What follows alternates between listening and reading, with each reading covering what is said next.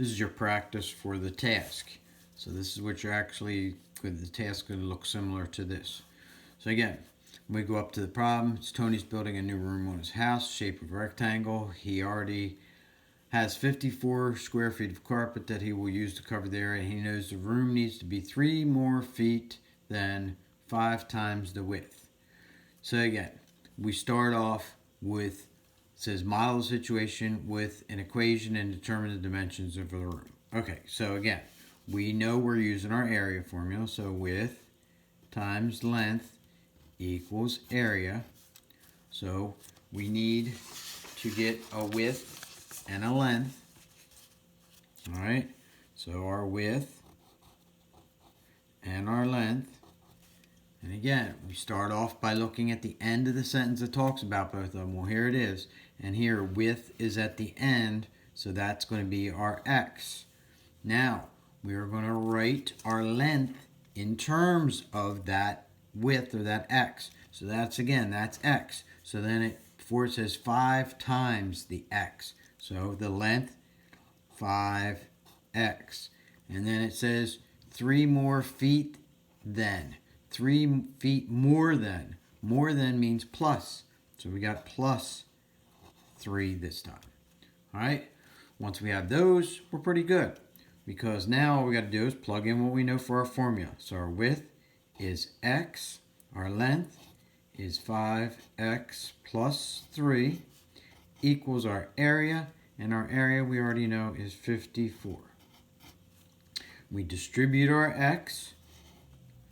So I got 5x squared plus 3x equals 54. And then I subtract 54, and I have 5x squared plus 3x minus 54 equals 0. And that is my equation. So I put my equation on the line. 5x squared plus 3x minus 54 equals 0, and I'm also ready for the calculator. So again, I take out my calculator. I'm going to turn it on. Alright, I'm going to go and I'm going to hit the Y equals button. If there's anything in there, you just hit the clear and you can clear it out. So we're going to put our equation in. So we got 5x, don't forget the x key is right beside there, and then the square key. So that gives me 5x squared plus 3x and then minus 54. All right, so once we have that in the calculator, now we're going to hit the second key and the graph key, and it's going to pull up our table. And again, we're looking for when the y sub 1 is 0, and right there it is. It's 0, and the x is 3. So now we know that one solution is x equals 3. And now we can get our width. Our dimensions. Our width is x. X is 3. So our width is 3. And again, this is in feet. All right, make sure you put your units.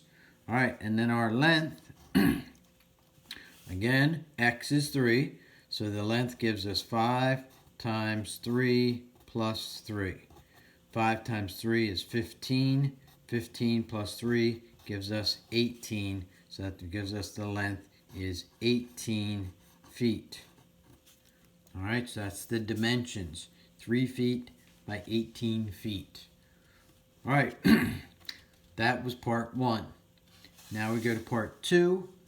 Part 2 says if Tony has 50 feet of baseboard to put around the room, will he have enough to go all the way around the room? Explain your answer. Make sure you explain your answer.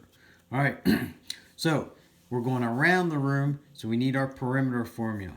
So we have P equals 2 times the length plus 2 times the width. So we got 2 times 18 plus 2 times 3. 2 times 18 is 36. 2 times 3 is 6. 36 plus 6 is 42. So we need 42 feet. We have 50 feet. So yes, we have enough. So the answer here is yes. We need 42 feet of baseboard to go around the room, and we have 50 feet. So we have enough. And that is your task. That's what you got to do.